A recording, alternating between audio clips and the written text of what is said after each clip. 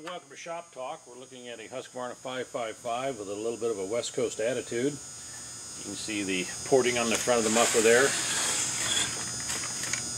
This saw responds very well to a dual ported muffler, and if you got any questions on these dual ports, give the chainsaw guy a call.